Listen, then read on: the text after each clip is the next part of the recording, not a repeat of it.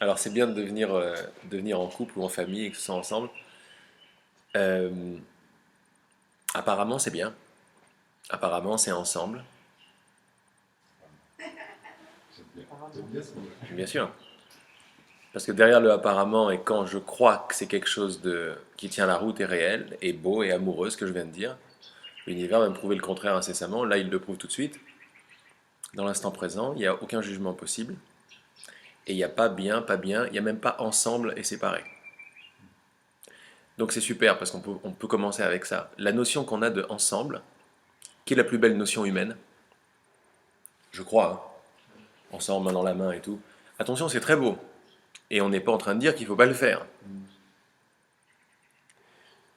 Mais c'est un ensemble qui déclare une séparation.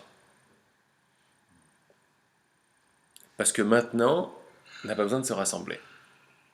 Et c'est de ça dont on parle. Hein, alors, voilà, en quelques mots, on revient dans la radicalité du message. Et je répète une fois de plus que ça n'est pas un message pour tout le monde, bien que ce le soit. Et mais avec le sourire, quoi. Ça n'est pas un message.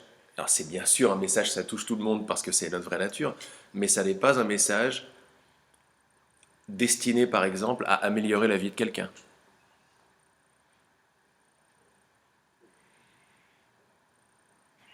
Ça n'est pas un message de guérison.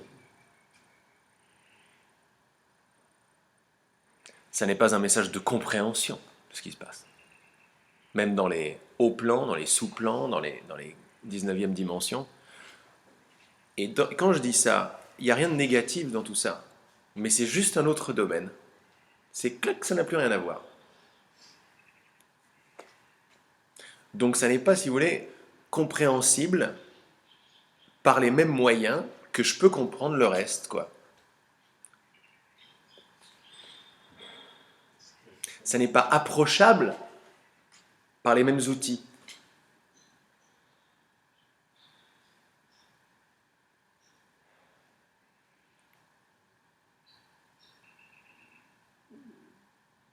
On parle de complètement autre chose, d'un autre domaine. Et ce domaine n'est pas compréhensible. Parce que la compréhension la plus poussée, la plus claire, les plus grands flashs de clarté, même s'ils étaient genre ta ta ta ta les uns après les autres, ce qui est rare quand même, d'abord ça serait très difficile pour le corps, mais c'est rare, euh, ne peuvent même pas approcher ce dont on parle. C'est pour ça que c'est radical.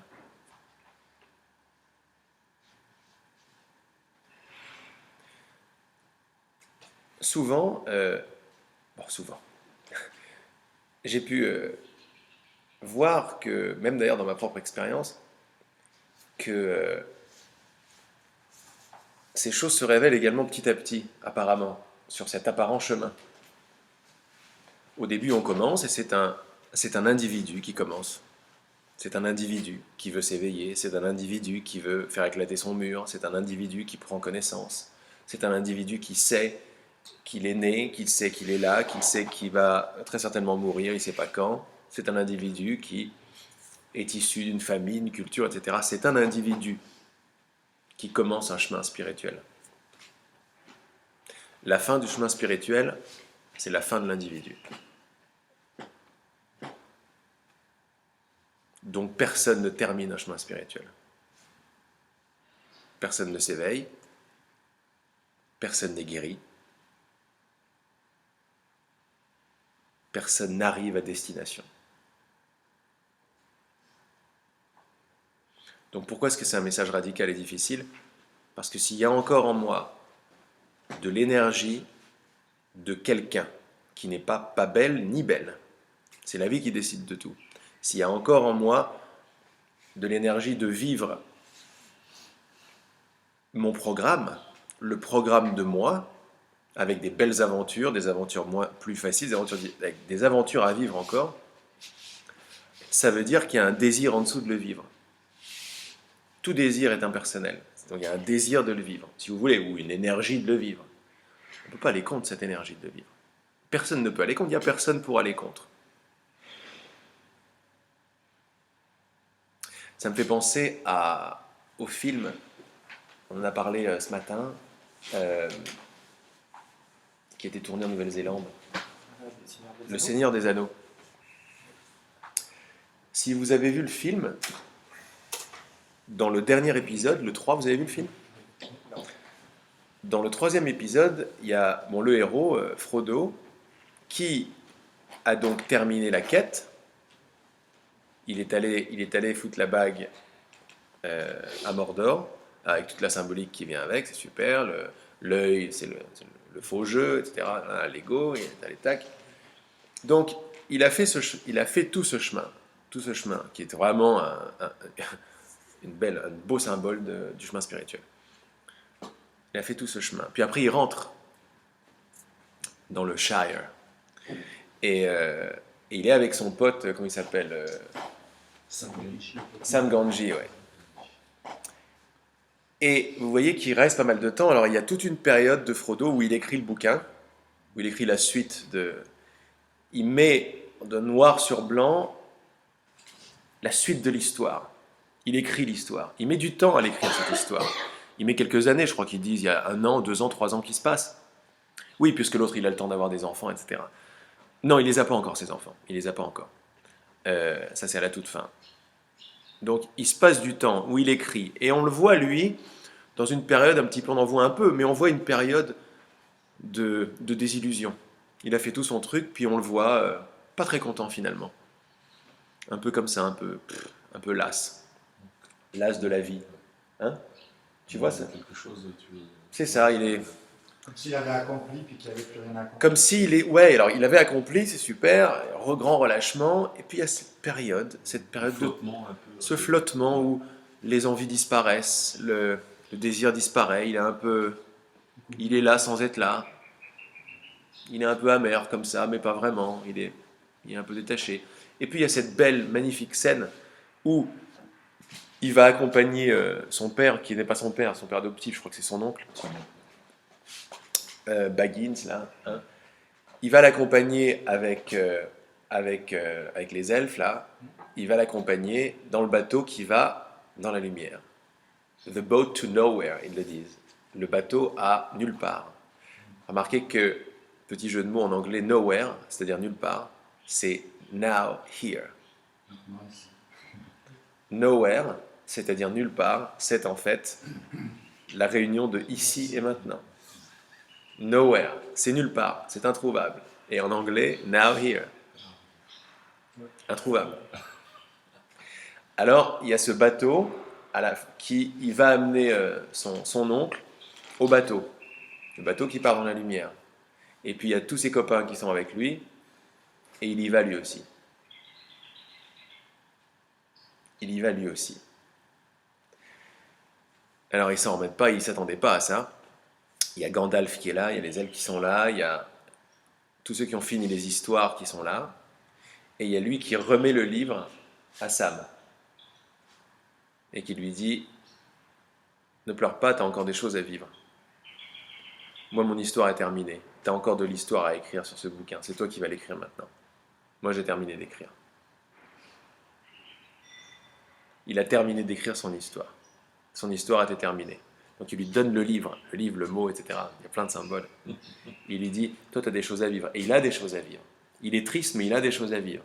Il a une famille à fonder. Mais tu ne peux pas fonder ça, tu ne peux pas vivre ça sans l'enthousiasme qui va avec, quoi.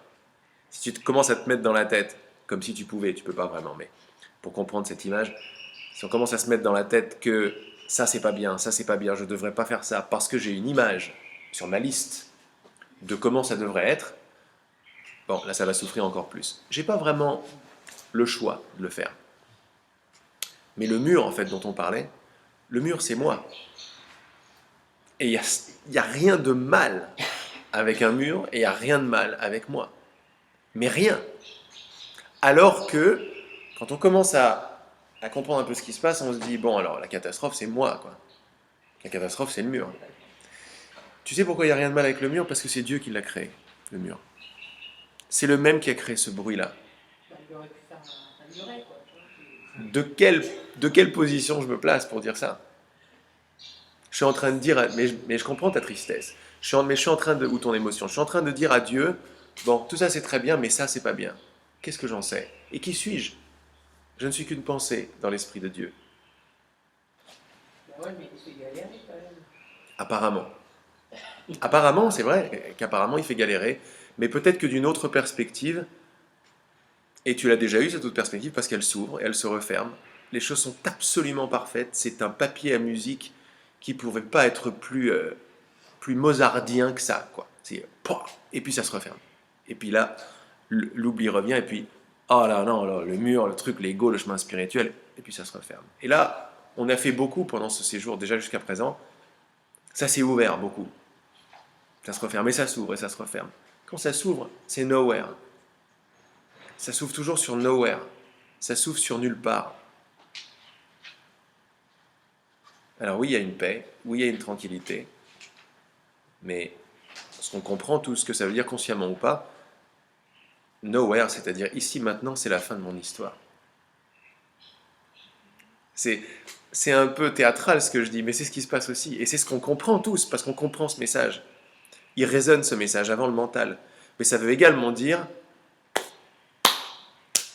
la fin d'essayer d'avoir une belle vie, la fin d'essayer de réussir ses affaires, la fin d'essayer ceci, la fin d'essayer cela. Quand c'est pas l'heure, c'est pour Sam Gamgee, c'est pas l'heure. Sam Gamgee, il a encore des belles choses à vivre, des belles choses à vivre. C'est toute une aventure superbe. Apprendre à faire du vélo, c'est une aventure superbe. Combien de fois tu te plantes? Tu commences avec le tricycle, tac, tu te plantes, puis après tu fais du vélo et après c'est automatique. Mais tu passes pas de l'idée je vais faire du vélo à Poulidor, quoi.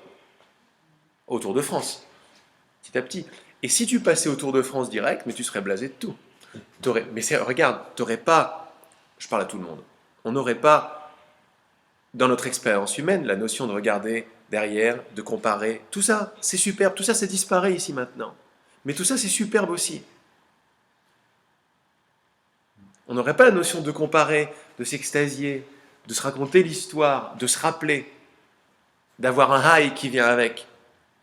Elle est magnifique cette expérience. On ne peut pas aller dire au monde entier, ton expérience n'existe pas, parce que derrière ça veut dire c'est de la merde. Non. Quand j'étais aux États-Unis et on recevait des messages avec Regina, pour ceux qui savent, mais bon voilà, je posais des questions et j'avais ce truc, je dis ouais mais l'illusion c'est pas bien, le machin, un truc et tout. Et je voyais que les choses n'avaient pas de sens et à la fois j'étais pas prêt ou désireux assez ou désireux assez ou en moi il n'y avait pas encore l'envie d'arrêter tout quoi, de faire que ça et rien d'autre. Les prières des mystiques qui nous touchent le plus, c'est il n'y a que toi Père, il n'y a que toi, je ne veux que toi, quoi. Que ta volonté soit faite mais surtout pas la mienne. Ça veut dire c'est une renonciation totale quoi, un abandon complet.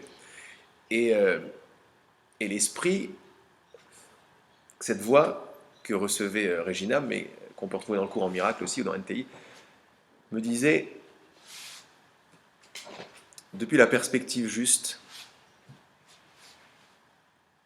le monde n'a aucun sens, n'a aucun sens, n'a aucune signification. Et pourtant il est merveilleux.